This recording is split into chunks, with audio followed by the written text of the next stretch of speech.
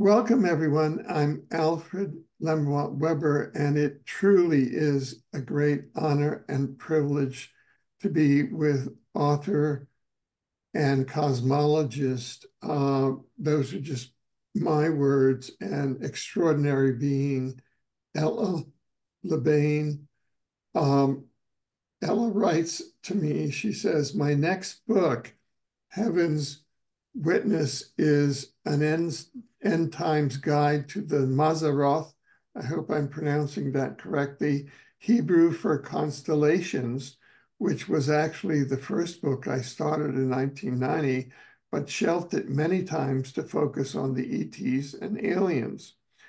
So my short answer to your question, a question that I posed to Ella, quote, a public inquiry.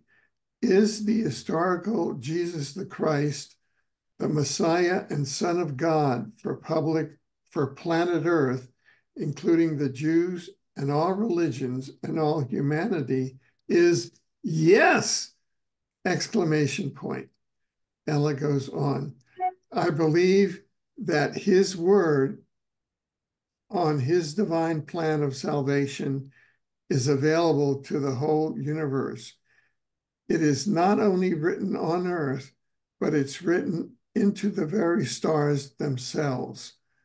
I'll unpack this for you.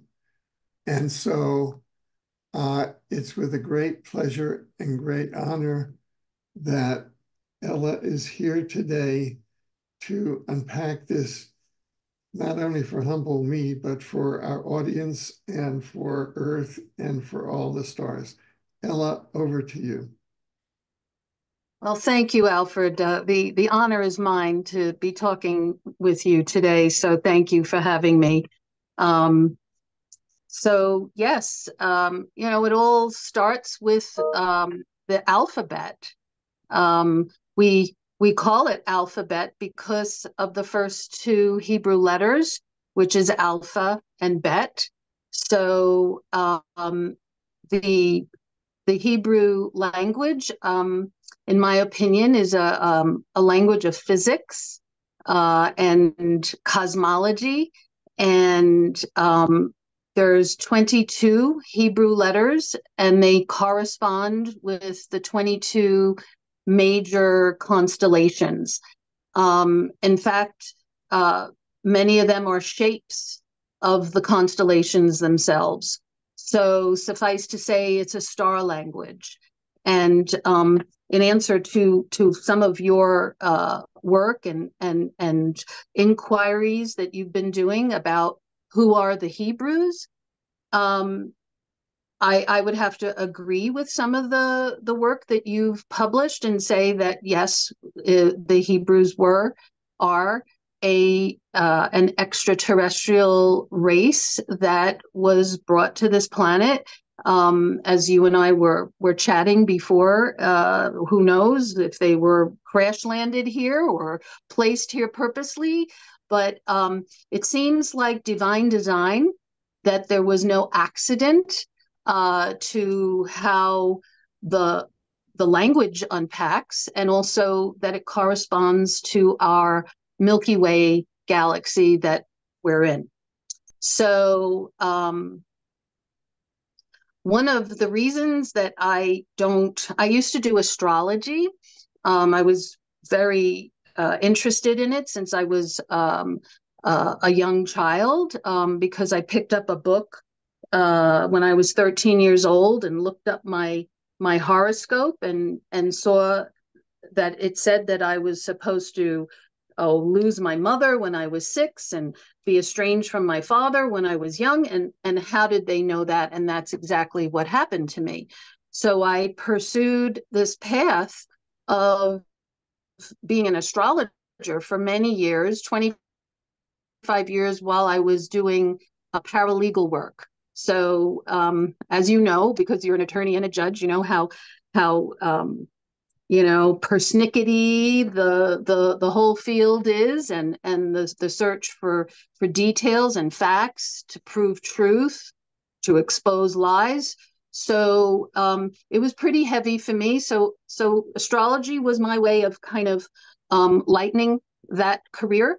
And then I had a near-death experience in 2010, and I saw Yeshua, and everything. And he basically told me to rewrite my book with him in it. And so now it's turned into 6 books. So still processing a lot of stuff that I downloaded from him, but a lot has to do with who, that's why I call it Who's Who in the Cosmic Zoo, because we need to learn who the cast of characters are in the Old Testament and the Bible, because we're actually living through biblical times, so to speak, because of Bible prophecy. So a lot of people ask, so what is end time? What does the end times mean? And so this goes back to astrology, because it has to do with the end of this processional age that we're in. So as you know, Alfred, when Jesus, Yeshua, who we call Jesus, the letter J, by the way, didn't really surface until the 1700s. The first King James Bible didn't even have the name Jesus in it. It was Iesus. So that was Latin, Greek, and Hebrew is Yeshua, just to be clear. So it's all the same. He basically said that he was coming back. He was returning at the end of the age. And the age that he was born into was the age of Pisces. So a lot of us believe, and a lot of people and New Agers and everybody, and they've been singing about it since the 60s, the 5th dimension, the age of Aquarius. But we are astronomically and technically not there yet. We're still finishing up the processional age of Pisces. So this is a key piece, because obviously he has not returned yet, but he's on his way. And so how did all this stuff come together for me? Was, as I was saying, I was a professional astrologer doing readings and stuff like this, and as a stay-at-home mom. And then I got very sick, and long story, had a near-death experience, and everything changed for me. He showed me stuff that has to do with discernment, and how why I don't do astrology anymore. Okay, so I think this is important, because you could talk about cosmology and astronomy and astrology, and I do, but I just don't do it anymore, and here's why. So astrologers are not playing with a full deck, okay?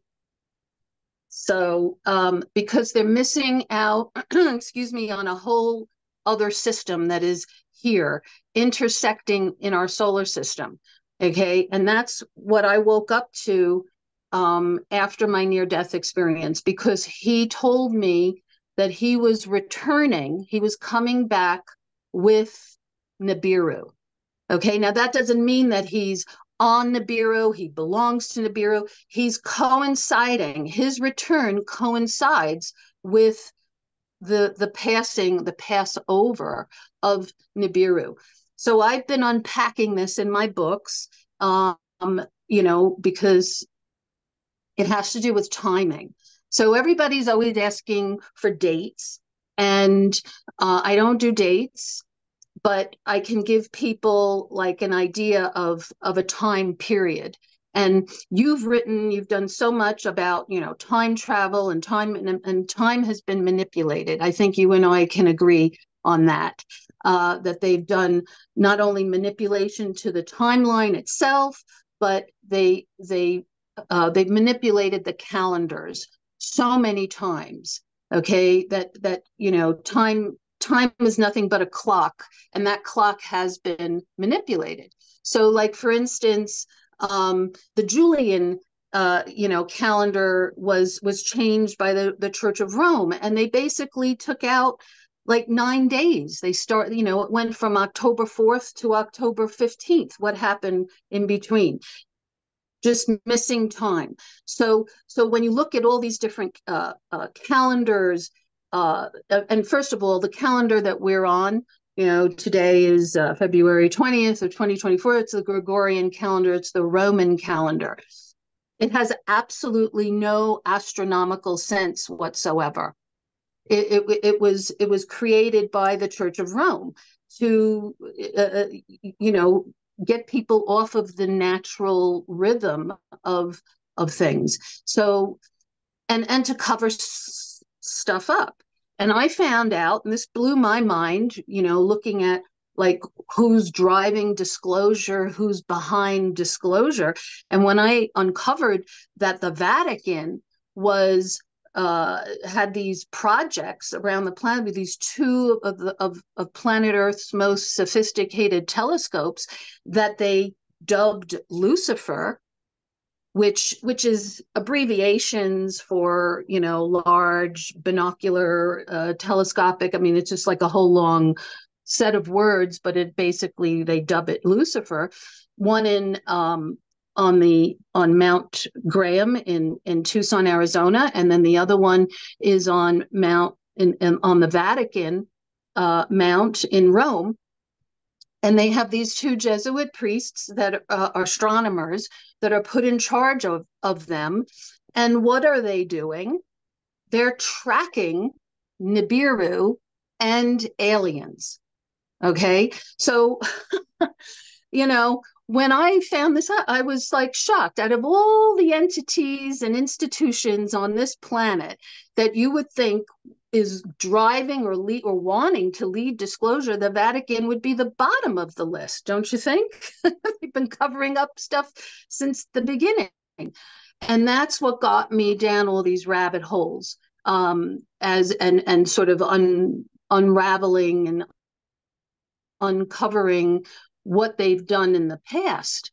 And, there's an old saying, a leopard never changes his spots. And that is true, spiritually speaking, about who and what role the Vatican is playing today in our era of disclosure. So, and this is something that people need to pay attention to, because the end time Bible prophecy talks about a time where there is a mass deception. Okay. And we are living in that now. And, we can unpack the words mass deception, like Catholic mass. Okay. You can look at it that way, or mass meaning mass global. Okay. And that is exactly what the prophecy says, is that there's going to be a global deception where the whole world believes a lie, and people believe that the lie is the truth. So the people who are speaking the truth are shunned because they think the truth is the lie and the lie is the truth. Okay. And where does this come from? This comes from this ancient spirit, which is called Leviathan, who is written in the Old Testament in the book of Job, Job 1 and Job 2, in a lot of detail. Suffice to say, this is a serpent. Leviathan is like a python serpent spirit. And as you know, with pythons, they twist, they turn, and they suck the life force out of you. So this is where we get this idea about the reptilians, the serpent race, harvesting loosh. I'm sure you've talked about, you've heard about that. And this isn't just limited to adrenochrome type loosh, that comes off of the blood of children when they're being terrorized and raped and tortured and all kinds of stuff. This also comes off of our soul energy. Okay. And I recently published my first book again as a 4th edition, because I finally got it back under my own imprint, and I added 20 new chapters. And one of them has to do with I call it the Machiavellian alien agenda, which is to divide and conquer the human race through religion, through politics, through sexuality, all the stuff that they throw at us to keep everybody divided, because they know that divided we fall and united we stand. That old saying holds true. And when human beings come together in in unity and agreement, we have power, and they don't want us to have that power. So they're fighting tooth and nail for it's the last hurrah, let's put it that way, on planet Earth, of this battle that started, it's cosmic. The back to the 22 Hebrew letters. The 22 Hebrew letters represent battle stations, UFOs, quantum physics, extraterrestrial beings, Death Stars, Death Star fleets commanded by Dark Lords, as well as a kinsman redeemer that comes and basically liberates the whole universe from this cosmic curse. Does that make sense? I am in such awe. I mean, I'm just sitting here and in awe of what you're saying. And please continue. So yeah, well, I know you know a lot of this stuff, but I mean, we can look at it from so many different angles, but suffice to say, it was written into the very stars themselves before we even had writing on Earth. And the early writers, the scribes like Enoch, Thoth, I mean, they were tasked with the job of bringing these messages to Earth in writing. And so we can piece it all together. It's all pretty much the same story, and how we are in the middle of and we are the prize. We're not just the middle, we're also fought over human vessels. Recently they came out with all what was being said by in disclosure, that the aliens see us as containers. I'm sure you've heard that, right? I think it was Bob Lazar who said that back in 1989, and recently Bob Lazar and others were vindicated by the whistleblowers that came before the U.S. Congress last year. So this is an interesting piece, because if the aliens look at us as containers, then, and the Bible and all of the spiritual records say that we are vessels for a higher power. We are vessels, whatever that higher power is. Like C.S. Lewis said, there's no neutral ground in the universe. You're either owned by God or countered by Satan. So people who, maybe delude themselves and say, well, I'm an atheist, I don't believe in anything, that doesn't mean that they're not being used by the other guy. Because, when people are looking for truth, a lot of them come and they see, well, they go into all these different religions and they see, well, all the religions seem to say, yeah, Jesus was a prophet, Jesus was a master, Jesus was a great teacher, but they don't necessarily see him as the king of the universe. Okay, he's just another ascended master, but the star maps, and of course the biblical record, and even the Torah, despite the fact that the Jews have been blinded to this, okay, it's written all over the place. I mean, his name means salvation. Yeshua, Yahushua, um, means that the Father, Yahuwah, is our salvation and our deliverance, and it's written into every star picture. I mean, even Perseus, who came to save, Andromeda and the woman in chains, that's him. He's in the constellation of Orion. He is the kinsman redeemer. So why is this even a thing? Why is it even relevant? Because the quintessential end time prophecy is not only the return of Christ to planet Earth, but the that he brings with him the kingdom of heaven comes to earth. And I know you've written about this, that as the kingdom of heaven comes to earth, earth gets raised up to the vibration of heaven, and he breaks the curse. So we are all under this spell, which is a curse, and these curses were doled out back in ancient times during the first book of Genesis talks about it, but we've had several shifts since then, which has to do with the flood.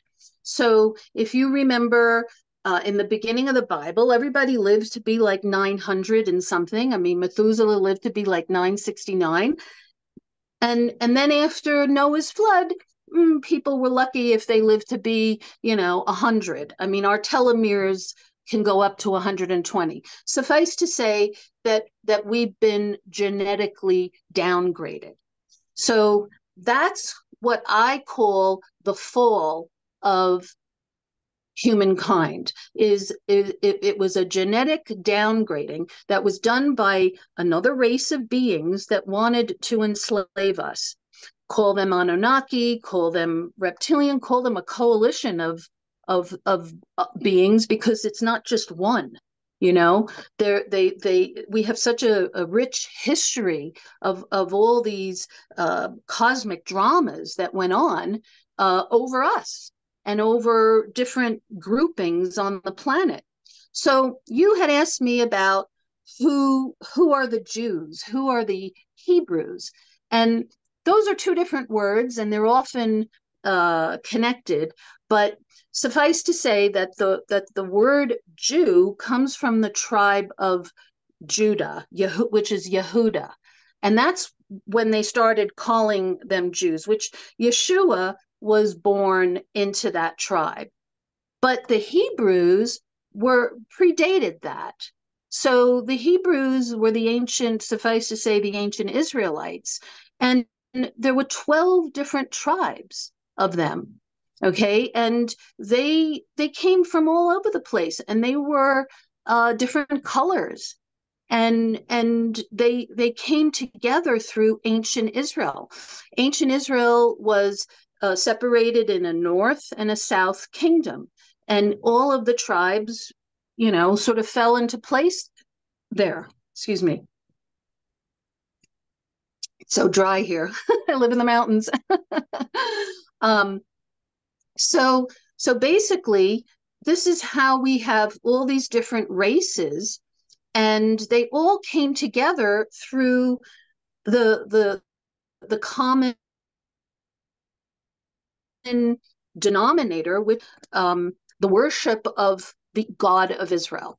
So the God of Israel is written 7,000 times. His name is written 7,000 times in the Old Testament, and they've covered it up. The Masoretic Jews, I proved this through history, that the Masoretic Jews rewrote the Old Testament because they were held captive in Babylon for 70 years. And one of their purposes was to deceive and fool the Gentiles. And I'd say they succeeded there, because they wanted to protect the sacred name of the God of Israel. They didn't want the Gentiles using his name in vain or invoking his name. And so they took the vowels of the words Adonai and Elohim, which are Hebrew for Lord and gods with an S. Elohim is plural for gods, and Adonai is just the word Lord, which is not a name, it's just a title. And they took those vowels and they applied it to the Tetragrammaton, which is the sacred name of the God of Israel. So the Old Testament, the Torah was didn't have vowels when it was first written. It was written in ancient Aramaic. So when they added the vowels, it became more of a modern Hebrew. And this is today's is known as the Masoretic text, which is the official, Hebrew Bible. But so they did that so that when the Gentiles would read it, they would mispronounce the sacred name, so that the power of our voice would not be in it. They wouldn't be able to invoke it. A lot of this has to do with curses and magic and blessings, and it's rich with occult, but it also has to do with spiritual legal ground. And I know you can understand this because you're an attorney and you're a judge and you know how the law works. So this is cosmic law about speaking words into existence. Creation was spoken into existence. And they did not want people to have that power, so they covered it up. I proved this in my second book through all the words and all the details. People say, oh, the devil's in the details. I say the truth is in the details, because you have to really dig for it, and it's there. So what has happened as a result of this is it's created false names, false titles, false gods, false religions, a lot of deception, okay, on who is who, and you have this group of beings who are counterfeit to whatever God has created. They just want to steal, kill, and to destroy, and they'll do it any way they can by pretending. And they're like the best actors and act, they can mimic, they can pretend to be something that they're not. They have the ability to shapeshift, and they can project themselves as gods, angels of light, ascended masters, and they can fool just about anybody. And they are getting ready for one of their Academy Award winning deception that is going to cover planet Earth soon. Okay, and I hate to be the harbinger of bad news, but this is what's happening. Okay, and it's just getting thicker and thicker because of what's happening in the Middle East. So you and I talked about at the beginning how the past is prologue, and how we need to look at the past in order to not only understand the present, but what is to come, because it's like a pattern that it's being followed. And suffice to say, spiritually speaking, the spiritual legal ground here has to do with these curses. And these curses are demonic assignments, okay, on our bloodlines and on this planet. And after everything that I've been through, I was raised to be Jewish. I was sent to Israel to get an education. I was bat mitzvahed. I was married to an Israeli. I even spent time in the IDF. Okay, all right, and it wasn't for me. So I just wanted to come back to the States and live in New York, and work in the city and be a secretary. And that's what I did. I became a legal assistant and a paralegal, and that's what I did for 25 years. So I saw that all this stuff that was going on was, first of all, Bible prophecy being fulfilled. So end time prophecies in terms of Bible prophecy literally began May of 1948 when Israel became a state. At 1800 years, that land was not only in a drought, nobody really wanted it. Whoever lived there, they were just, passing by, Bedouins. It was taken over out of all the places on this planet. That is the only spot on this planet that has been ruled by every empire and all these different kingdoms. Okay. Like, nothing like we've seen in any other spot. So why? I question, why is that such a hot spot? And the short answer is it's an ancient space portal. Okay. Not just one, but multiple space portals that are over that land mass. Okay. So like the Mount Hermon, Mount of Olives, these are places where there was a lot of coming and going. Shikmona Beach, for instance, is where Elijah's cave was. Now I call Elijah and Enoch frequent flyers because they went up and they went down and they came back and they left and they never died. So suffice to say, they were raptured or they were ascended, but they seem to have come and gone in the same location each time. And the same thing that it says with Yeshua, that when he ascended, the angels sat and they said to the disciples, "What are you looking at?" And they said, well, exactly how he left is exactly how he's going to return, meaning through that same spot, through that same portal. And this is Jerusalem. Okay, so Jerusalem, and Sitchin comes in with his interpretations of the Sumerian cuneiform tablets, and one of the things that he wrote about was these space portals that were built, like Baalbek and all these places where they built temples, and the temples, even though we might look at it as like religious spots, they actually were built over these space portals. And that's why they worshiped them, because they saw them as gods. They came and they went. They had magical powers. They had powers to fly. So our history is rich with all these different religious cults that were formed because somebody saw somebody that was an extraterrestrial. So there's a lot of this all coming together. It's a confluence of things happening all at the same time at the end of this age, kind of like an accordion. How it all like gets squashed together.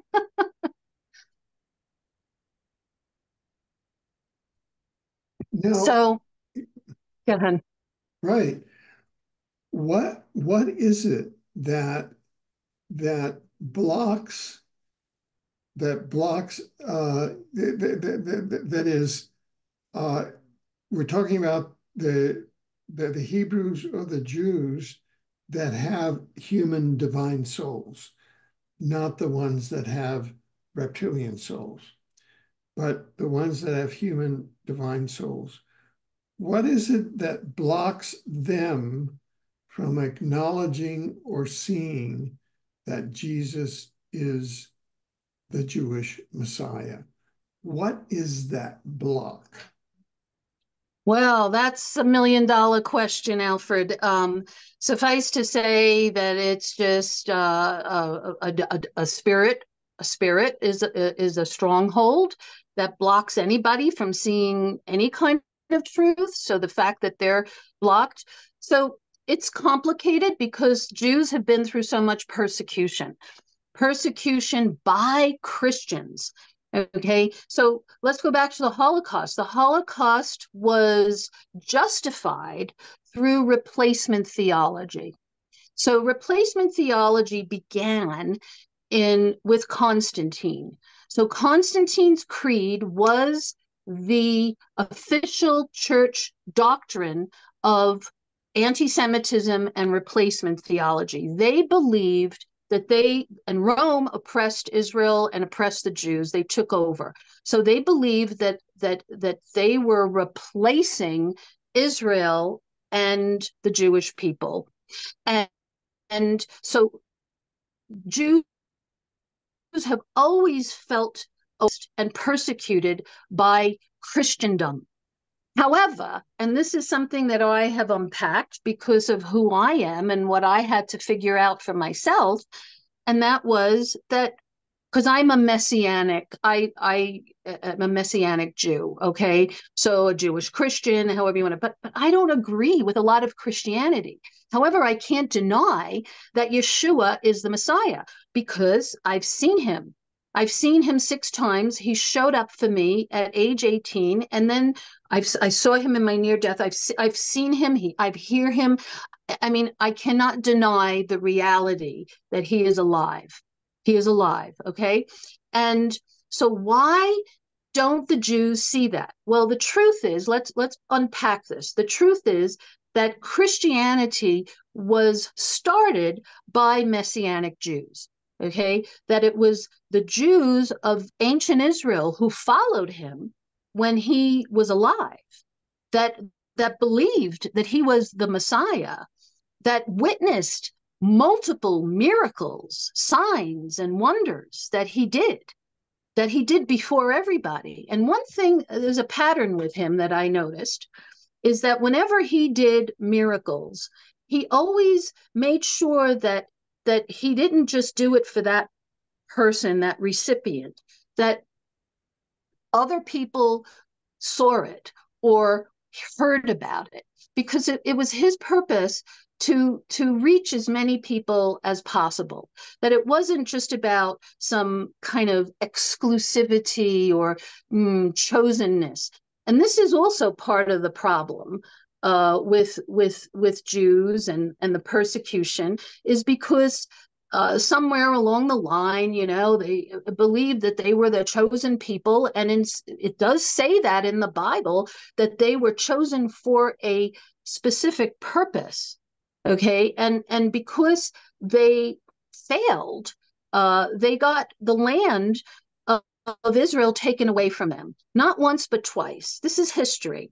So the first diaspora happened because they were following after these pagan gods, and they denied the authority of the God of Israel. So this is what would be termed as an iniquity. So you got sins, you got transgressions, and you have iniquities. So this is all part of why they got persecuted, why the God of Israel gave them up to their enemies, all right? Took his hand of protection and favor off of them because they turned their back on him and his sovereignty and his authority. So that is an iniquity. So an iniquity is when you go against the authority of God. A sin is a mistake. I mean, that's an archery term that we get for missing the mark. Everybody makes mistakes, right? A transgression has to do with going against moral code, like, breaking the 10 Commandments, that type of thing, murder. But iniquity is like you have rejected who your God is. You have rejected his authority, okay? And that is a very serious crime on the bloodline, okay? And that actually, according to the Torah, the Old Testament, it represents a generational curse on the bloodline.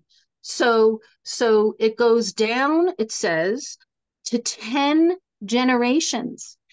Okay. So this is something, like I had I had to undo stuff that I was born into. All right. And that's how I found out about this. Like, why is my life the way it is? Why am I still, why have I hit the same patterns over and over again? And when I had my near-death experience, that's when I sort of woke up to this reality, which I call spiritual legal ground. I didn't have those words. I didn't have that understanding before that. But the Lord showed me that because I wasn't ready to pass over.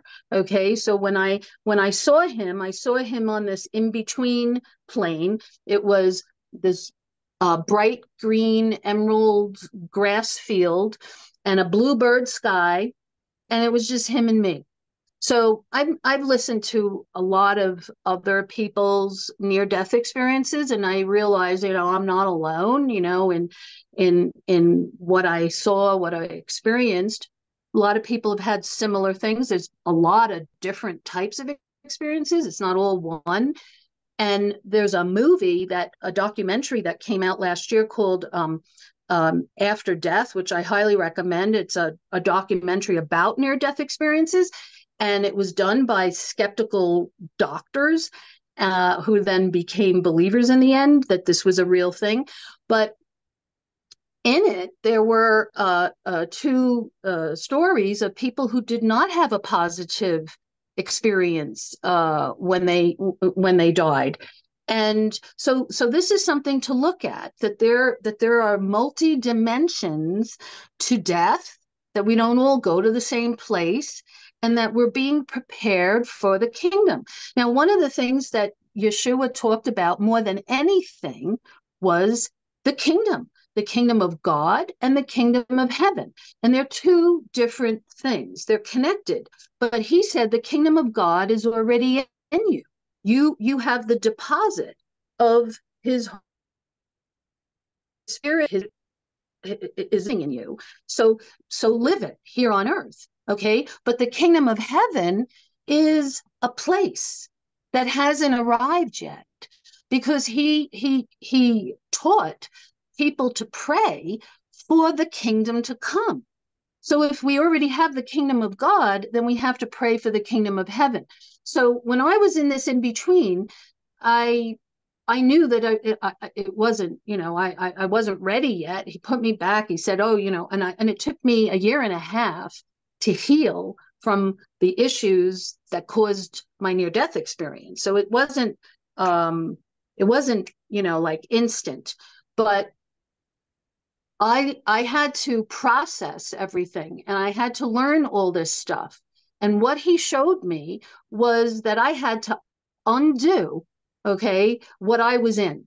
So one of the things, key pieces in the Jewish Kabbalah and the Torah and just Judaism in general about reincarnation is teshuvah.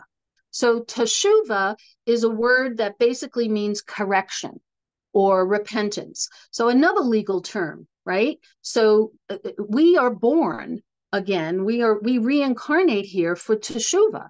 We come to correct something in our soul and to give that light to the world, to make a difference in the world with light. And so that this is something I had to learn. And he showed me all this stuff, and he said that that this is one of the reasons, because I was very disenchanted with the Christians, okay? Because even though I had sort of become born again, I was a Jewish Christian or a Messianic Jew, whatever you want to Jew for Jew, whatever you want to call it, I was hitting the wall with the Christians because I believed in reincarnation. I believed that Jesus was married, because every good Jewish rabbi is told to go get married and be fruitful and multiply and have children. And why would he be any different? And I saw that it was all covered up by the Church of Rome. And again, the Church of Rome keeps coming into play because they're the ones who tried to replace Israel and replace the Jews. So this is a complex subject, which is why Jews don't accept Jesus, because of how they've been oppressed and persecuted by the Church of Rome. However, okay, there's people like me, and thank God I'm not the only one, um, that see him, know him, and it's not because somebody told me about it or I read it in a book. It's because, just like it says in Corinthians, oh, the Greeks look for wisdom and the Jews look for miracles. And, I had to have proof that, I was orphaned. I had no real family. I'm like, what am I doing here? What is this all about? So in many ways, he took mercy on me, that I was a vulnerable soul, lost out here in this world, and showed himself to me so that I had something to say, this is real, beyond a shadow of a doubt. But then I also had all these other experiences with these other beings, like the Greys, and I saw a lizard, like a luminous lizard man who was very attractive. Okay, so I can understand why the Bible story with Eve and the serpent, and he was bipedal, and the original books of first and second books of Adam and Eve, which I highly recommend people to go download from Amazon, they were deleted out of the Bible. And that's the whole story that the book of Genesis doesn't give us, because it got edited and it got rejected. They rejected over 100 Jewish books. So what is it with the Jews and all this knowledge from the past? Because they were keepers of knowledge, okay? They were not only keepers of knowledge, they were chosen to be set apart for the God of Israel, whose name is pronounced Yahuwah. Okay, so I had unpacked all this. I did all this research and found out, like I was telling you earlier, that the Masoretic Jews covered it up because they didn't want people to, use his name in vain. But here's what happened, Alfred. They not only did that, they went, the high priests, and this is in the Old Testament, the Bible we have today, in the book of Micah and Malachi, there's a curse on the high priests of Israel for not esteeming the name of the Lord. Okay, so this is where you have all this, weird stuff that's come out, and the fact that Israel was given to the Israelites. Again, the tribe of Judah was the Jews. All the other tribes were all different. And then they lost it. And then they got it back. And then they lost it again for 1,800 years. And now they're back again. So you have to look at this whole history, like from the timeline, and see what is going on here and who really owns the land of Israel. So I have one short answer for that. Well, when you say who really owns the land of Israel, are you referring to what's commonly known as the Holy Lands, that Jerusalem? I mean, that physical location, is that what you're referring to as Israel? Yes, but it's actually much bigger. Like the original land goes all the way like into where we would call Jordan and Egypt, and the Negev, the whole Sinai. When I lived in Israel, the Sinai belonged to Israel. Now they gave it back to Egypt, but Israel now has been like reduced to like a little strip of land that's not even bigger than the state of New Jersey. But the original land was this whole mass, the whole Levant. So the short answer is Yahuwah. The God of Israel owns the land of Israel. Those are his portals. Those are his ancient space portals. And that is what they're fighting over. So the Temple Mount, for instance, okay, that has been owned by multiple empires, so it was So what they've been trying to undo, and I'm sorry if I'm bouncing around a lot because there's there's so much information to Right. unpack. It's so complex. But let's go back to November of 1947 when the United Nations voted to allow Britain to give that land that they were controlling to the Jews as a solution for the Holocaust. Okay, so that was the Balfour Declaration. So they have been trying to undo that ever since. And that is where we're at today. And they're constantly trying to vote on, reappropriating that land and redefining what even the word. So here's something: Palestine. Palestine. Why did they call it Palestine? Because the Romans were the ones who put that name on the Jews. Okay. And why did they do that? The Romans did two things that today you and I, it's part of our language. Okay. So we're still under, remember that there was like a TikTok thing going on a couple of months ago. How many times a day do you think about the Roman Empire? Because they they have influenced us to the point where we're just living. It's like we're like boiling frogs. We don't even realize it. But a lot of this stuff was put upon us through them, and some of it was done in a very oppressive, mockery way. So, for instance, they were ruling over that land. They ruled over the Jews, and they used the name of the ancient Israel's enemy, which were the Philistines. The Philistines were ancient enemies of Israel, of ancient Israel. So the Romans used that word to call the land Philistia, which in Latin came to Palestina. And that's where the word Palestine came from. I see. Okay. So the Brits called it that because the Romans called it that, and the Ottomans, and it just went down, down, down. But it was originally all the way back before the Roman Empire, it was called the land of Israel, and that's in the Bible.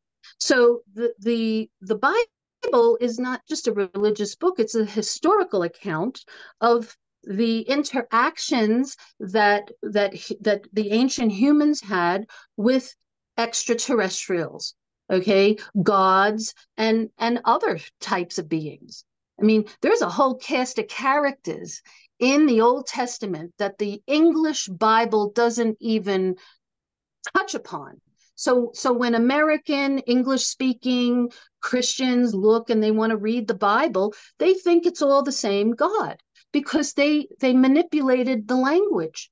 I unpack this in my second book, Who is God, because what is written in the original Hebrew is not how they translated it in English. So for instance, the name of the God of Israel is covered up by the word Lord, and then the words Elohim, which means gods, plural, okay, is covered up in English by the word God, G-O-D, with a capital. So when an English person reads the Old Testament, they think it's all one God. They say, oh, Lord said this, and God said that, and the Lord did this, and everything is singular. And this is whoever did this did a great disservice. It's a great deception because it creates confusion, number one, and it also creates a lot of unbelief because people say, well, God, why is God contradicting himself? First he says, don't do this, and then he does it. Well, the answer is it's not the same God. Okay. And I prove this through linguistics, through words, because words matter here when you're telling a story. Who said this? Who did that? And the English translation doesn't show this at all. So, for instance, Yahuwah is called Lord, Adonai. They never say his name. The Elohim are the gods. So there's several layers of it. So there's the gods, the sons of the gods, the B'nai HaElohim, okay, who were the sons of the gods with an S, not, and then there's the God of gods. So it's a hierarchy that they covered up in the Old Testament. So this again goes back to the authority of the God of Israel, which is another reason why Jews have lost, a lot of Jews lost faith in who God was, especially after the Holocaust. Okay, and so they, go off into different religions, Buddhism, New Age, this, that, and the other thing, and but what they're searching for and what they're afraid, this is probably one of their biggest fears, okay, is having a personal, close encounter with the living God, Yahushua HaMashiach, okay, who is Jesus. Because what who is the Jewish Messiah? Yes. Now, yes. Within Judaism, what is the teaching about the Messiah? What does inside Judaism, what does Judaism say the Messiah is? Well, that is a great question. So this is stuff there's stuff that they miss, and there's stuff that they hold on to.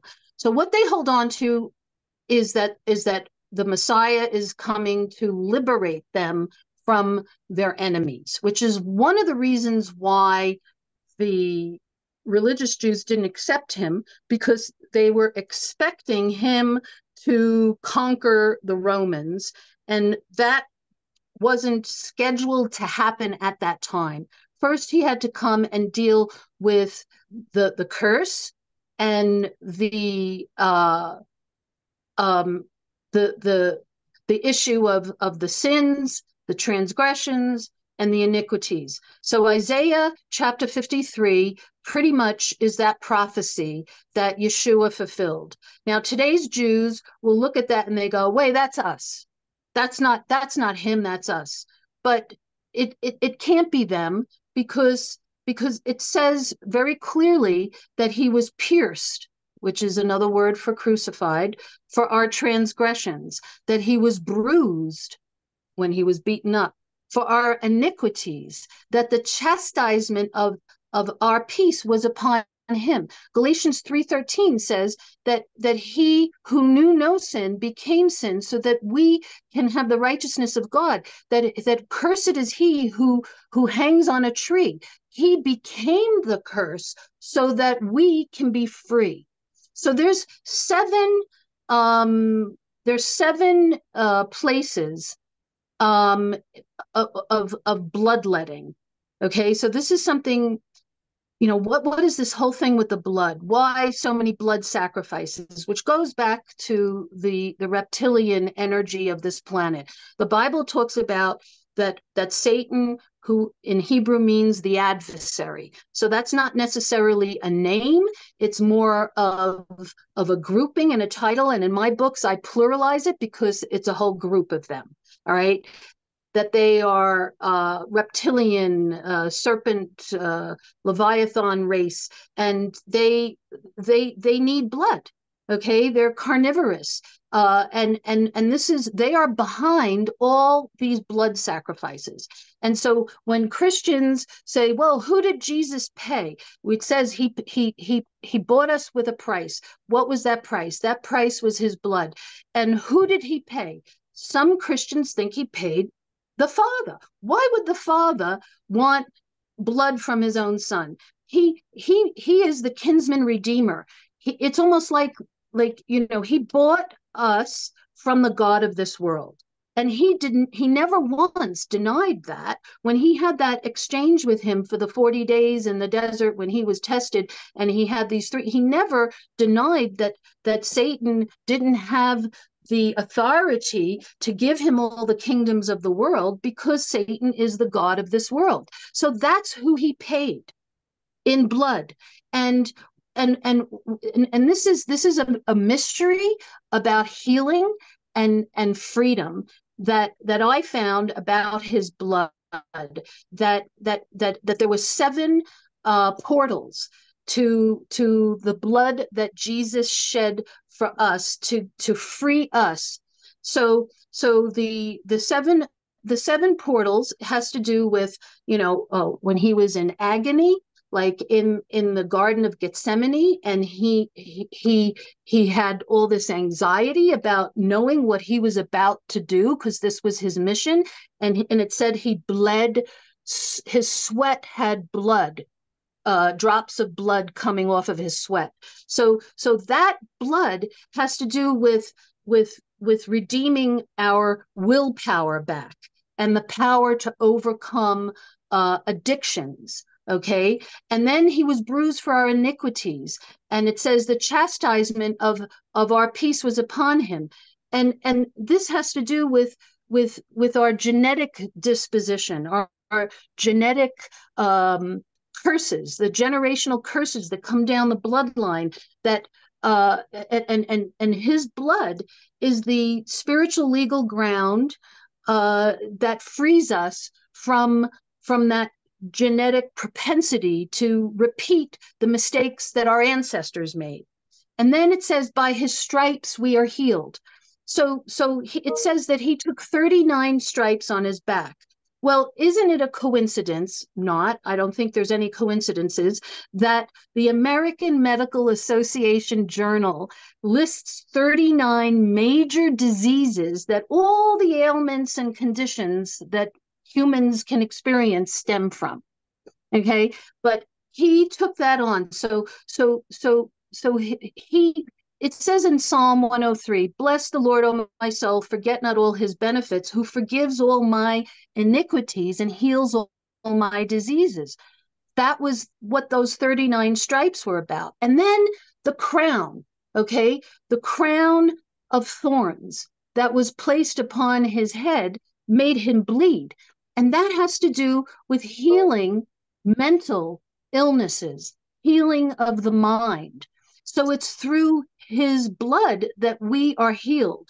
So, and then it says his hands were pierced for our transgressions, because with our hands, people go and transgress the law, and they do immoralities. And his feet were pierced to give us dominion back, to restore us back to our rightful place of the earth that was taken away from us from the God of this world, who is Satan and the serpent race. Okay.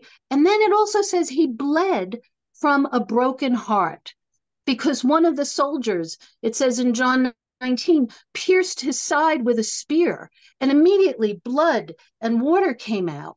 So this means that he literally bled out and emptied himself to cleanse us of iniquities and trespasses and transgressions and sicknesses and illnesses and brokenheartedness.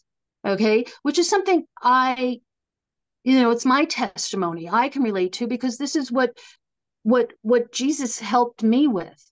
Okay, because of what my story is, and to give us joy where we were depressed, and to heal the brokenhearted. And that's actually a promise of God in Isaiah 61, and it was again said again in Luke. Jesus repeated it, that he came to heal the brokenhearted and proclaim liberty to the captives and to set the captives free.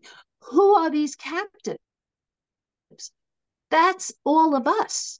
Okay, so we live in this matrix prison-like planet right now. Okay, and I mean, any way you want to look at it, you can find it there. So when he returns, okay, he's going to free us from the curse that was put on the planet. So there were curses that were put on man. This is what we were just talking about, that he came to free us, individually liberate us from the inside out. Curses that were put on woman, okay, the woman. And then curses that were put on the planet itself.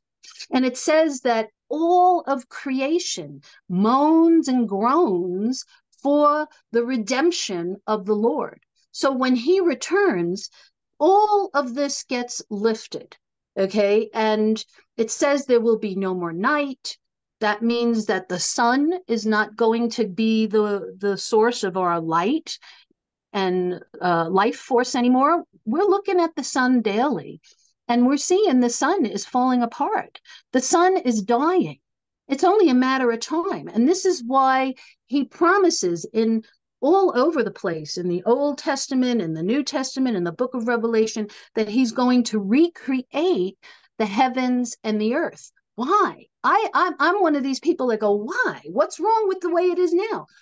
This is, okay, the fact that this system, this Nemesis Nibiru system, was created with our sun, excuse me, was created with our sun, and it is the binary system, and it keeps, every time it cycles around, it collides or it creates cataclysms and all kinds of problems. So what the Lord has done is he's used it as a way to cleanse the earth and start anew. And that has happened multiple times already. Right, right. Wow, there's so many threads. Can Yeah. I ask you some questions that relate to the Holocaust? Yes. Please go ahead. Okay, I don't know if I can kind answer of, them all, but I'll try. yeah. Let me sort of approach it from this unusual standpoint. I did a series of of of interviews that maintained that around 1700 uh, there was the opening of an interdimensional portal to an alternative universe that allowed about 10,000 archonic and Draco-reptilian souls to enter Earth that should not have.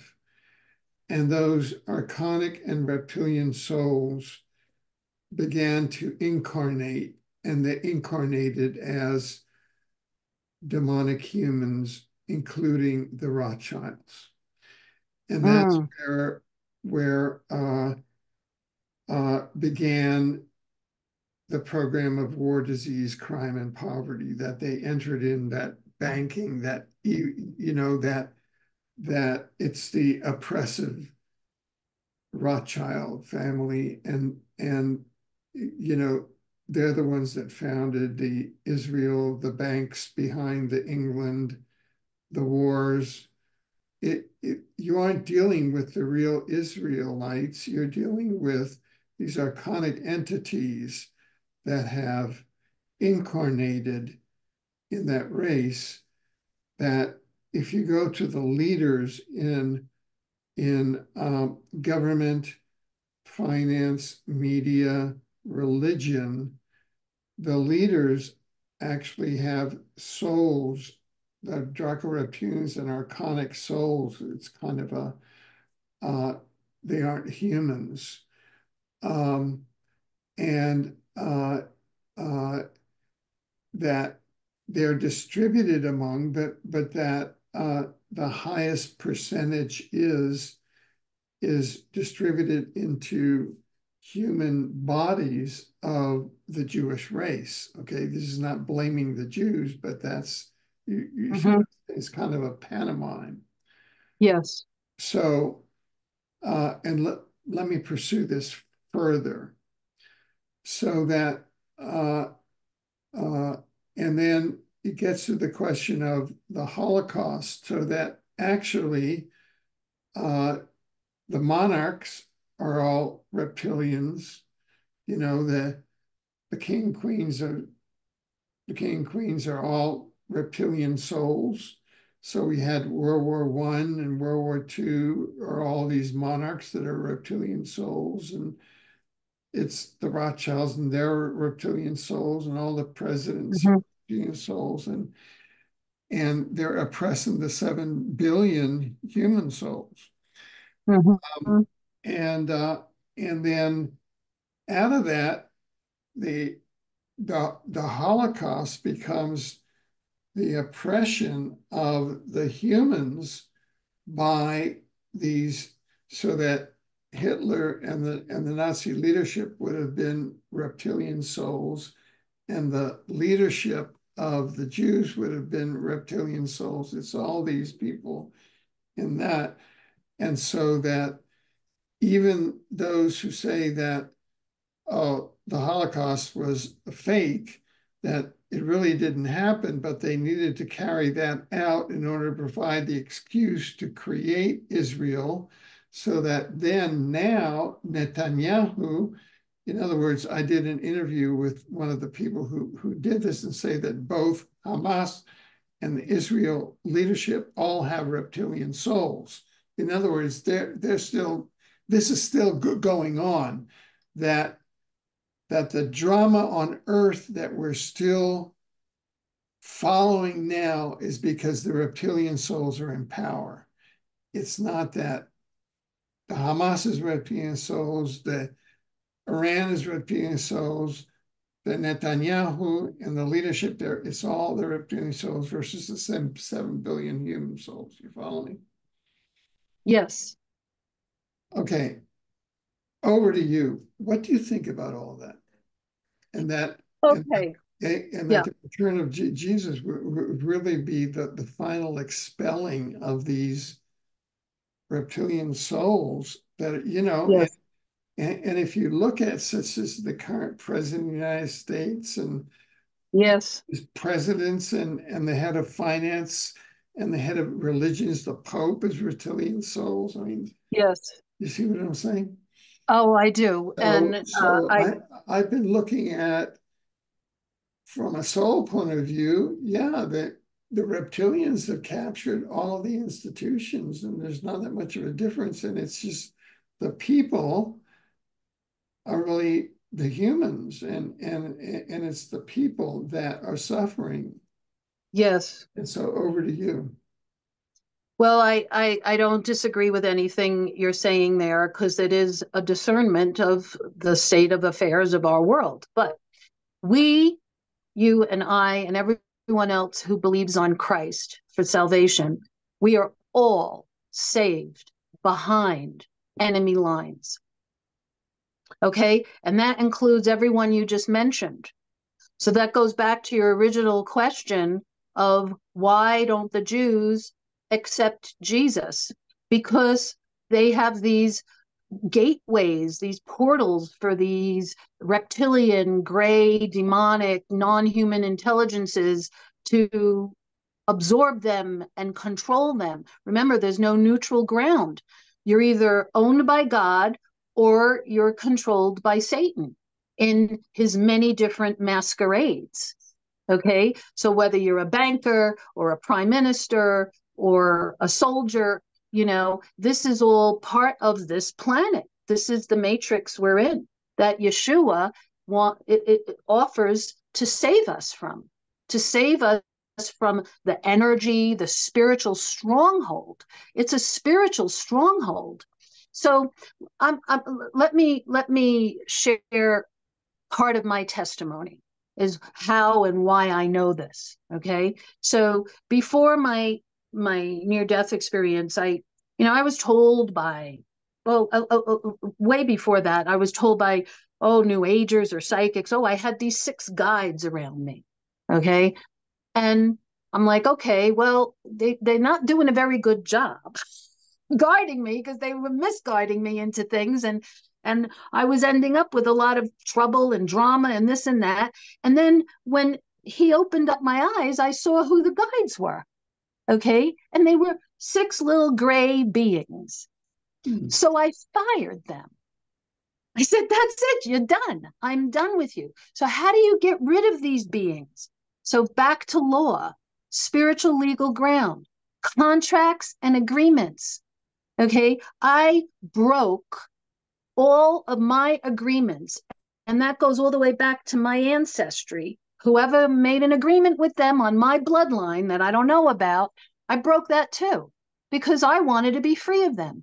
And Yeshua told me I have the power to be free of them, and he was going to empower me to be free of them, and he was going to free me from them. And now I'm done. Okay. So now I can talk about them without fear that they're going to come after me or something, because I belong to him and he lives in me. And that's my life at the moment, until he takes me, until that moment, So I saw not only these six little gray guys, but I also saw the luminous lizard men, and the green ones, the ones that are just like dark green, ugly looking.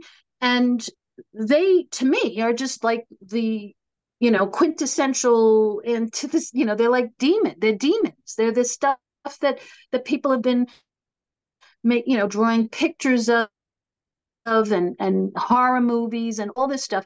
And that is one of the reasons why they want to stay in the shadows, because they know that if they were exposed, and everything you just said was exposed as to who that hidden hand is behind these people in the positions of power, the gig is up.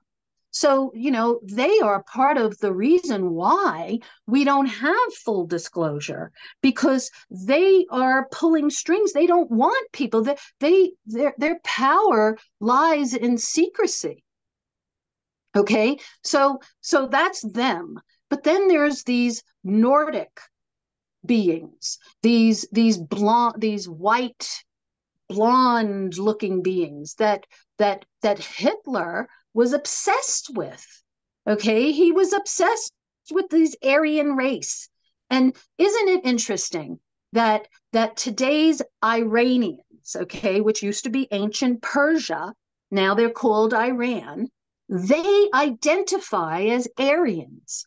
They weren't Arabs. Their race is not an Arab race. They're not Semitic, so to speak. They were Aryan.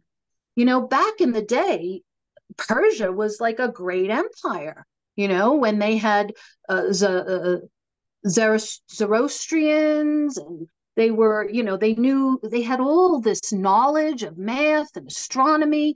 I mean, the Magi in the baby Jesus story, they were Persian. They were Persian astrologers.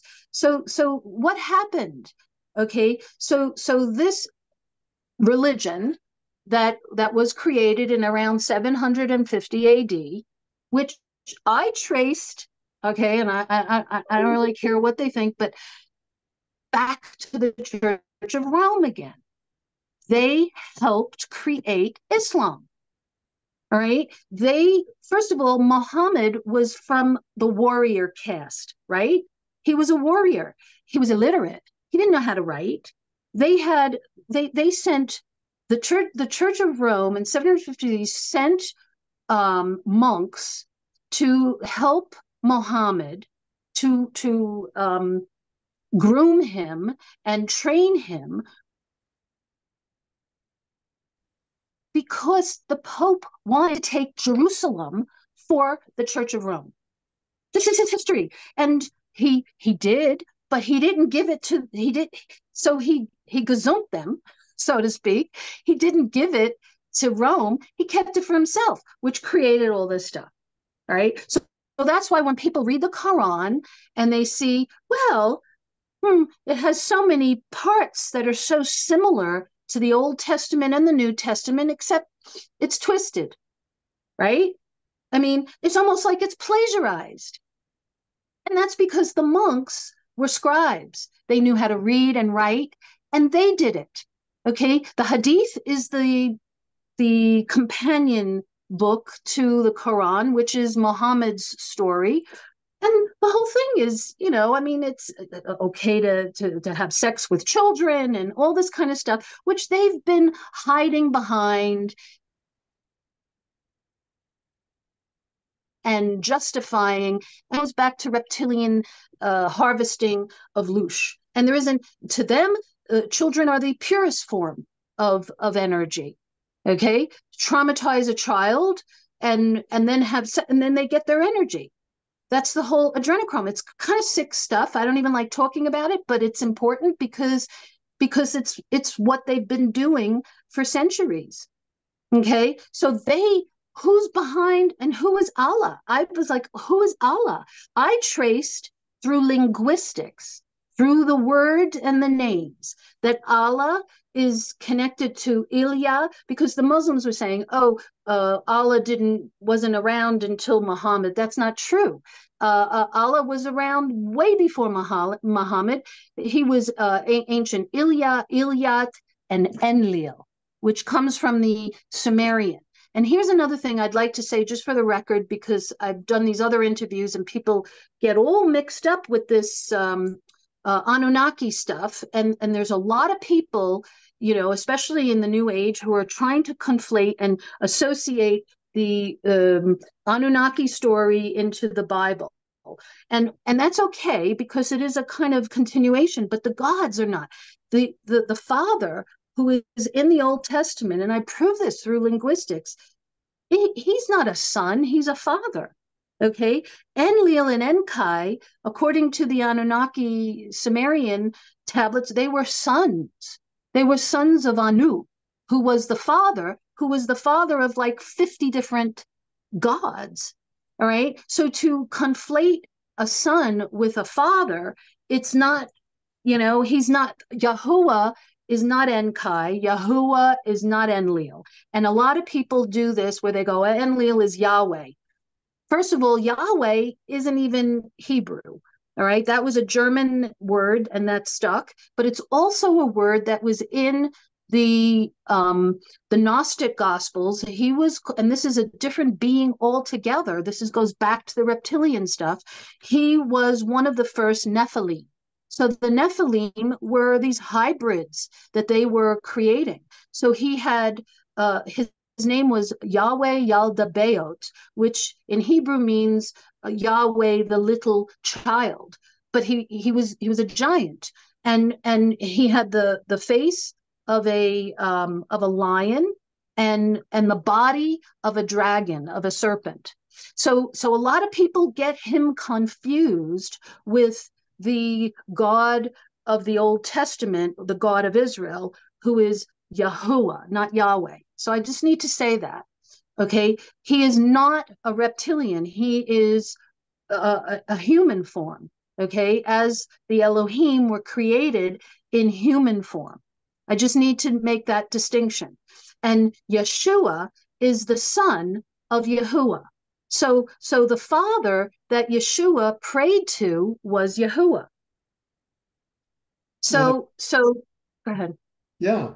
Well, look, this is what I want to ask you. You're really clarifying a lot and building like this pathway of understanding for us, and we're coming up to the we have some time to the but we're coming up to the 90-minute mark in shortly, and so I want to get to this. You said that we're coming up to a great deception. Now, what is that deception that we're talking about? Is that where they put the second coming up in the sky with the lasers and all that, or is that a different? Is that the political? Is that the false second coming? I mean, what is the great deception? Is that where the communists take over the planet? What is the great deception that you're warning us about? Well, I would say, I mean, it's an era that we're living through, so it's all of the above, but specifically with respect to Israel and the Jews and salvation and Yeshua, it has to do with an antichrist that is going to emerge, an antichrist that is going to emerge out of World War III. So we have, suffice to say, begun World War III, according to Bible prophecy. So what happened on October 7th was almost like a script. It was written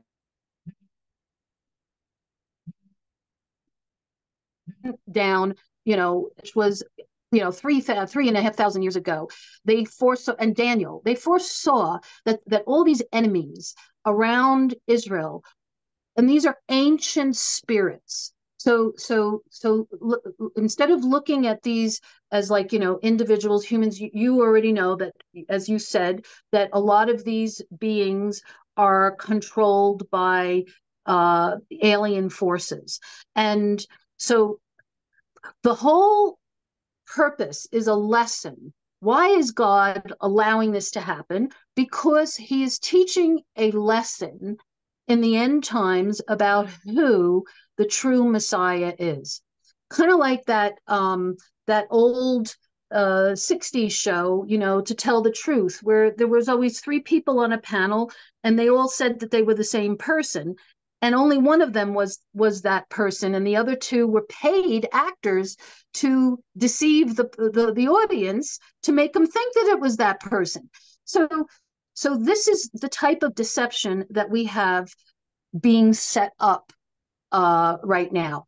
And because today's Jews in Israel, okay, so the Jews didn't kill Christ, the Romans did, but the Jews rejected him. All right. Not all of them, because as we said, the Messianics created Christianity. They were the early church, but there was always a split there. So the prophecy comes full circle because ancient Israel is supposed to be reincarnated, which it is. Ezekiel 37 has been fulfilled. The whole book of Ezekiel 37 is the restoration, reincarnation of ancient Israel in the land. So that means that all the people who live there, the 9 or 10 million, they're all from the past brought back there. And all of them have these stories where they just feel like, I don't know why, I just need to go there. And they're just being drawn there. And this is to set up this end time scenario, which has to do with living in the land at the time when the Lord returns. So before that happens, there's a 7-year period of time that it talks about the times of Jacob's troubles. So Jacob became Israel. So we know that Jacob's trouble is about Israel. Okay. And ancient Israel has had a pattern of going after the wrong gods. They were punished for it. This is history. You can't make this stuff up. Okay. And because of the persecution from Christians, they have rejected Christ, but Christ has not rejected them. So he wants all of them to come back to him. He wants all of them to know who he is. So he's allowing all this to happen. A second Holocaust is prophesied to happen to the land of Israel, where 2/3 of Israel is going to perish under this Antichrist.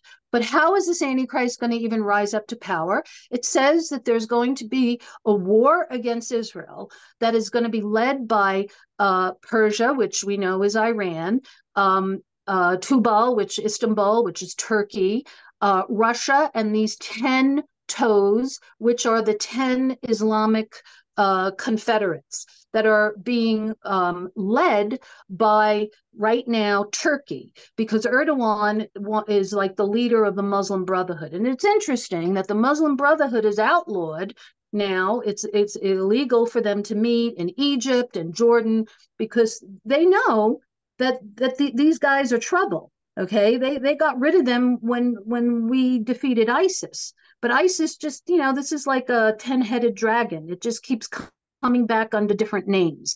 And it's interesting that Hamas, okay, first of all, Hamas is in the Bible 50 times in the Old Testament. And the word Hamas in Hebrew means violence. So it's interesting. Violence, yes, that's what it means. And in 1973, which is a key point in history that is connected to October 7th of 23, literally 50 years to the day on the Jewish calendar, is when the Yom Kippur War was with Egypt and Jordan. And afterwards, they came into an agreement. And one of those agreements was, what do they do? Who's going to control the Gaza Strip? And if you look on the ancient maps, the Gaza Strip was used to be called Philistia, which is where the Philistines used to live. And so this is no coincidence that it's the same group again.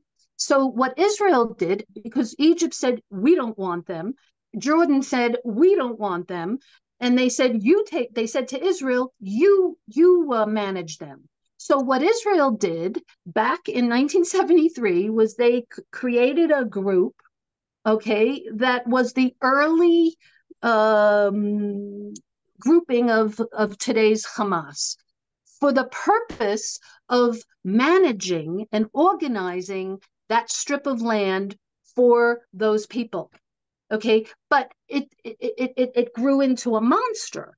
They didn't want, they wanted to give them some autonomy without, ruling over them, because they were there. So they decided to just let them have that space and govern themselves. So it was without being like official, sort of like a two-state solution that's been talked about a lot, right? So here we are 50 years later, and what used to be this group that was just there to sort of like, manage these Arabs that were called Palestinians, it's turned into, because of Iran, it's turned into this penchant, this absolute like desire to wipe Israel off the face of the map, and they are being funded by Iran.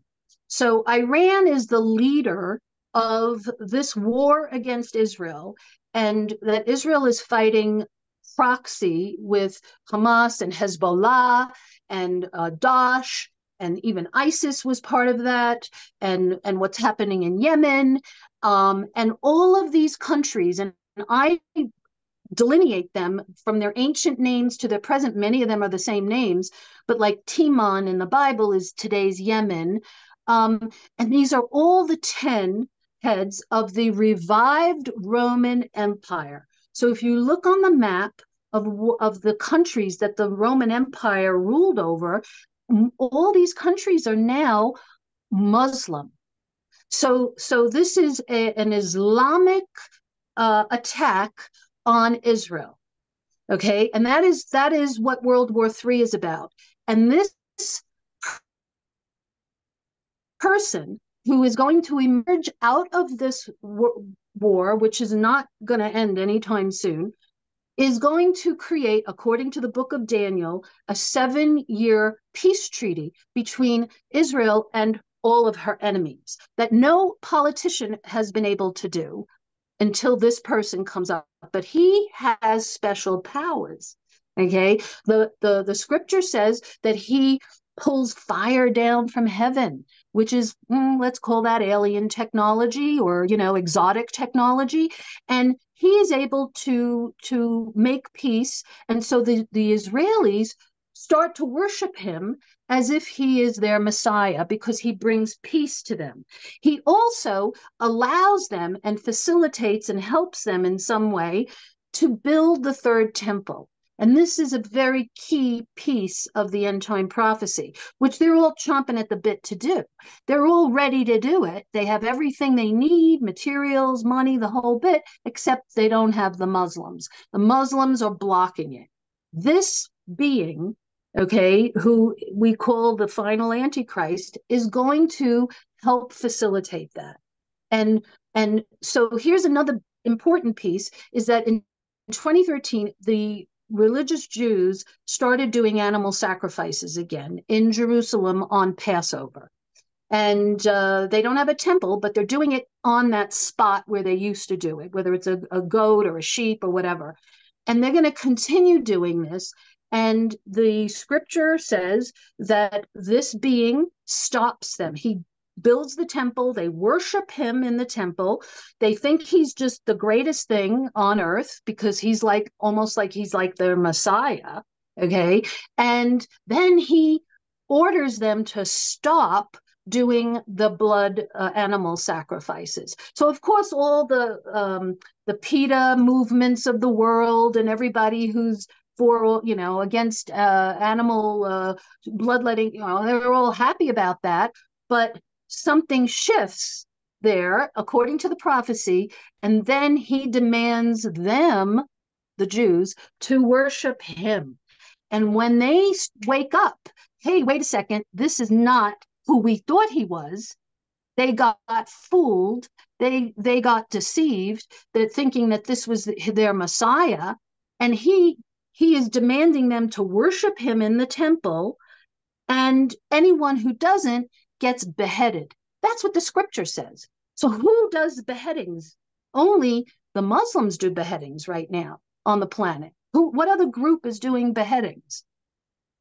Right. Oh, maybe the Mexican cartels do it, okay, here and there. But this is like religious stuff, beheadings, which is what they did on October 7th. So the scripture says that he's going to do that, and 2/3 of the Jews, it's like another Holocaust, all perish under him. 1/3 remains, and they are the ones that accept Yeshua. They realize, it says, they're on the planet when they see him coming, and he comes because the whole world turns against Israel. Israel, that means America's not on their side, nobody's on their side, and that's when the Lord returns, when everyone is against Israel. And it says, the script, and this is something that caused me a lot of, I had to search this out. Like, what does this mean? And this proves, not only it proves reincarnation. It says that those who pierced him see him coming, and they mourn for the one whom they pierced, and they repent. So that is what this is all about. So Right. how is that possible if they died 2,000 years ago when he was crucified? It means that they were reincarnated, they're put on the earth at this time, or at that time when this is going to happen, to see him coming and have this chance to repent. And then the good news is that he says that all of Israel gets saved. So even the 2/3 that die, okay, and perish in this Holocaust, they all get resurrected, So, and they get yeah. saved. So what you're saying, you're actually making news right now. You're making kind of prophecy news right now. I mean, for me or for us, is that October 7th and what's going on now is part of this is second coming prophecy updates. Uh, I have two questions that I can go with from now. One is, do you have any sense of time? Is this going to happen in our lifetimes, or is that too soon? Or do you Well, know? that's, yeah, everybody asks that question. So this is where Nibiru comes in, Oh, because zero. this is the confluence. It's happening, it's paralleling. I see. What's happening to the planet that they don't want everyone to know. The globalists are trying to guilt trip people into thinking that oh, the climate change, the warming, all this stuff is your fault, and it's because you're raising cows, or you're using the wrong light bulbs. No, it has nothing to do with us. It is all about the sun. Okay, but they're using it as a manipulation. Okay, so it's not our fault. You can't take on any of this guilt tripping that they're doing. And what are they doing? They've been building underground cities for decades, because when Iris, NASA's Iris image came to Ronald Reagan in 1983, showed it to him that this was coming into our space. The first thing that he did, so him, and remember that trio, him and Margaret Thatcher and Gorbachev, those three, they were like a thing. And they all Yeah. got together, and you've written about this. They all got together and they made a plan that they had to somehow retard the warming. They had to cover this up because they had to keep the status quo, because nobody really knew the exact date. And it isn't a date, it's a 7-year period. This planet passes Earth not once but twice. So it's not going to hit the Earth, but the Earth orbits into its debris field. So the debris field creates atmospheric darkness, a meteor storm, which is where Joel 2:31, where it says the sun turns dark and the moon goes red. That's from the red iron oxide that this system is putting out. And we're already seeing it with these red, magenta sunrises and sunsets because part of the system is already here and it's around our sun. And we are seeing it in the space telescopes weekly, almost daily. There's always something. And every other day we're getting coronal mass ejections, solar storms. Why? This is unprecedented. We've never seen it happen. It's like birth pangs. Jesus said, he spoke to the disciples, what's going to happen when you come back? What are the signs of your coming? And every single one of them, except for one, okay, there's 12 signs that he said was all going to happen. Every single one of them is already happening. The 12th one has to do with an alien invasion. And it says that these aliens are going to come from inside the Earth. They're going to surface from inside the planet, and they're going to wreak havoc. They're going to scare people. It says that men's hearts will fail them, meaning people are going to have heart attacks and panic attacks when they see what is coming upon the Earth. And they describe these creatures coming out of the planet as beasts. Okay, so we in ufology we study. We have cryptids, we have Sasquatch, we have all these chupacabras, all these things that people have been seeing. These are on the record. These are witness reports. That's just the tip of the iceberg. When this happens, when this is like gets unleashed, they are ordered to punish the wicked, okay, because God is using them to punish the wicked, but they're also ordered to not harm the grass, meaning don't destroy the planet, but you can, and so this is where all this stuff comes out. The alien invasion, people think, is coming from outer space. Well, that's what the mass deception is going to be about.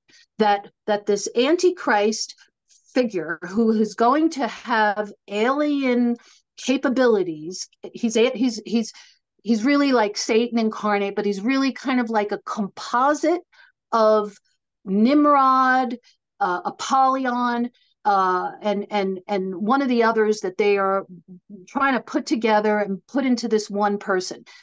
And who this person is, I can't tell you. I don't know, but he comes from some family, okay, or some bloodline that is going to cause the Jews to accept him. So Joel Richardson wrote a book called The Islamic Antichrist, where he basically matched the Muslim Mahdi to the biblical Antichrist, and he says that the Antichrist is going to be Muslim. Well, one of the things that one of the descriptions of the biblical Antichrist is that he holds no affection for women. Okay, well, you can interpret that as saying, well, maybe he's gay or maybe he's Muslim, because Muslims don't really hold much affection for women. Okay, they don't like women, right? So I don't know who he is, but he could be somebody that comes out of a prominent family that the Jews accept. Yeah, perhaps a Rothschild. yeah. I don't know. Let me the other thing I wanted to ask you about, and this is right along. This is kind of follow-up question.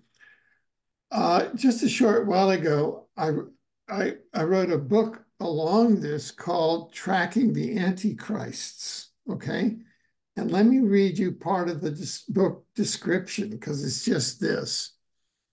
That's great. It said, in his Thank you. Tracking the Antichrist, futurist Alfred Lamont Weber applies the spiritual remote viewing tests of chapter 13 of the book of Revelation to the many public candidates for prophesized global Antichrist emerging in our postmodern era. So let me just read from the thing, and then I'm just going to ask you. Emerging, and so here are some of the candidates, and in this book, I have a chapter for each of these, and I'd like to send you a review copy of it, and maybe we can talk about it when it becomes Sure. more relevant. Number one, chronarchy deep state. Boom. Two, sentient AI, artificial intelligence. The AI is the Antichrist. Three, Mohammed bin Salman, MBS. Nostradamus talks about MBS. Prince MBS, Prince Mohammed bin Salman of Saudi Arabia. That guy's pretty far out. Well, that's interesting. Yeah. That's interesting Okay. because the one of the prophecies is that it says Persia is going to destroy Arabia by fire. Those are the exact words. So we can today interpret that as nuclear fire. Yeah. Okay, and Yeah. Arabia is today Saudi Arabia. Yeah. Yeah. So I I don't think they're a player yeah. I'm in going to the end. send you this book. So yeah. Okay. Yes, I'd love to My see it. my my next candidate, and don't see is Donald John Trump. And there I took, there's a chapter in there, and there's a very famous uh, hermeneuticist that took chapter 13 and showed from biblical prophecy how Donald John Trump could be the biblical Antichrist. Okay, the Well, next one. here's where he doesn't qualify, Alfred. Yeah. It says that he doesn't, that the biblical Antichrist holds nothing for women. I don't think Donald Trump fits that because he's just the He opposite. he's got to pay $89 million just for right, for what he did to that thing. And anyway, okay, Yes, so that's okay, a whole other thing. I'm Yeah. going to go on. The Rothschilds, okay, remember Now, that we, there you're talking. yeah, Now you're talking okay, because that's what I wrote too. Because in order for Israel to accept this being as their Messiah, they have to have some kind of Jewish blood in them. And if he comes out of that family, yeah, out of the Rothschild family, they would accept him yeah, slam yeah, dunk. okay. So I'll agree with Uh, that the piece. next one, the Pope, okay, I'm just saying. That The no, next you're one, that's another one. People have yeah, written books about it. The Pope is the Antichrist, but the Pope is the false prophet that yeah. props up the Antichrist. I got it. I got it. The next Okay. one, Prince William. Okay. The next one, Vladimir Putin. Everyone in here has a chapter in there. I think you're going to enjoy this book. The next one, King Charles III.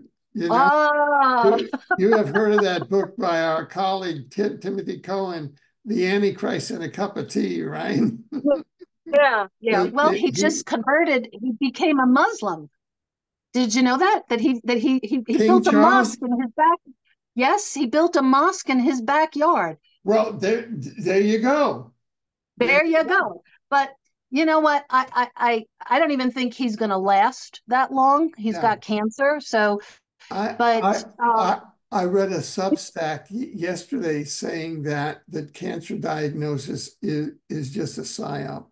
Anyway, I okay, wouldn't doubt that. Yeah, something's okay, going on there. okay. Yeah. Hold on, I've just got a couple of more. Okay. The Chinese Communist Party. Boom. I'm just saying. Oh, okay. Okay, and the next one, the false second coming. That is, part of the thing. Well, we Okay, are so into some anyway, crazy times, right? so I mean, so you've got a really good list there, but I would have to say that everything that you have described may have the spirit right. of Antichrist, but Yeah. not actually that Yeah, being yeah, that yeah, yeah. emerges. Yeah, no, right, right. And to So be fair, Donald Trump okay, for whatever you want to think about him, became a born again Christian in June of 2016. And there are all these prophecies about him from this South African prophet who died right after he got elected. Kim Clement, who saw Trump becoming president in 2007 before Trump even thought of becoming president. And he says he got all of that from the Lord. And he died at the end of November of 2016. So he saw him get elected, but he didn't see him become president. And he said that he saw 2 terms, but he never said that they were consecutive. Yeah. So Well, we'll see. yeah. We'll see. No, here just to go on, I say, hence, none of the name quote Antichrist world figures that I just mentioned of the postmodern era are the prophesied Antichrist. They are wannabe Antichrist, i.e., this book is tracking the Antichrist. In other That's words, the great. purpose of this book is I was tracking them. That's great. I I So, love that you so did that. And I love that you said that at the end. yeah, I was tracking all of the archetypes. Archetypes and the spirit, Yeah, because there's a spirit in the world that yeah, is the spirit of Antichrist. That doesn't mean that that's the yeah. person Right. that becomes, Yeah, yeah. yeah. So what I do is in each chapter, I show how the spirit manifests in that particular person, but they're all wannabe, you know. I love that. So, I love that. yeah, That's great. Yeah. yeah, Well, and because I mean, unless you have Yeshua in you and you talk, people's like, oh, it's like, oh, they're turned off from religion. I get that because the religion is just, really, but it's about relationship. It's yeah, about you and him because he gives you breath, right? Every day you have breath and he's as close as your breath. So, when I had my near death experience, there he was, right there, pulled me and started walking and talking with me. I saw my mother and my father first, and I thought I must be dead because they'd been passed for years. And then he took me by the hand, and he is as close as our breath. So, and he is for everyone. Okay, so this is another distinction of people who channel different ETs and different beings that are exclusive to them. Like, how come other people can't talk to these beings? Only the channelers can. Whereas Yeshua, Jesus, is for everyone. right. He's available to everyone. Anyone can talk to him at any time, of any day, anywhere on the planet. Well, this is the book. Oh, You yes, see it. You see the Bismillah, the cover says in the name of Allah, and that's the in this Bismillah. language, and it looks like the Greek number 666. In the name That's right. of Allah looks like the number 666, and that's the I, cover. I have Would always you thought like that. a soft cover, a paperback? I can send you a review copy of it.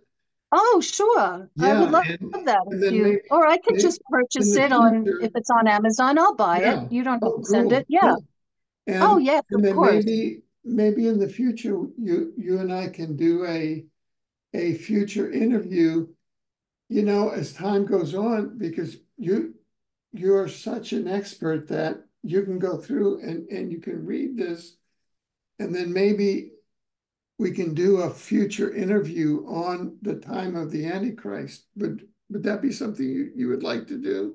Oh, sure. Yes, Great. I'd be happy to. And I just want to say that I've always thought that when, when Jesus gave John that vision, that's what it was, that it was the Bismillah, which is the sign of Allah.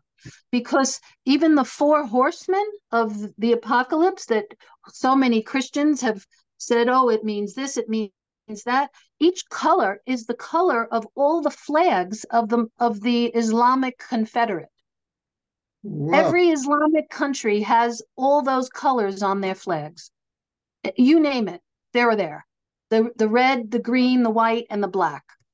Wow. So I have always thought along those lines. So the fact that you did a book on that, I would love to read it. That Oh, looks great. really interesting. Great. Well, look, this has just become an amazing conversation and exchange that we're having here, and we're almost up to the 2 hour mark. So I'd Yes. like to ask you if you could share with our viewers how how they can keep in touch with your work, where where they can go. Do you have a website? Do you have a newsletter? Do you teach classes? Tell us about your ongoing work. Well, thank you very much, Alfred, for having me. It was really great talking to you. I can be reached at who's who in the cosmic zoo.com. And there's a contact comes to my email, and I'm getting ready to put another book out probably by the end of the summer, Heaven's Witness, that you already mentioned, and I'm on Facebook. So I post a lot of pictures of the planets around the sun, spaceships around the sun, and all the stuff that's going on with the Nemesis Nibiru system is all on my Facebook. So it's free. You can come visit me on Facebook. Oh, great. Classes, I'm in Tucson, at MUFON, Tucson, March 23rd, doing a 3 hour presentation on Nibiru, UFOs, and end time prophecy. Oh, that should be awesome. Really amazing. Okay, well, Thank you. thank you. Thank you so much. And this has just been fantastic, and uh, uh, this has been a real elevation and education. And thank you for the great work that you are doing and that you're bringing to our world uh, on behalf of creation, on behalf of Source, on behalf of Jesus our Lord. I don't know how to pronounce the authentic words, so perhaps in the future I'll learn how to pronounce them. Jesus is fine. Jesus is just all right with me, just like the song. Okay, I, I love you, Alfred. Thank you so much for having me. It was great talking to you. certainly. Thank you very much. Thank you. Thank God you. bless you. God bless.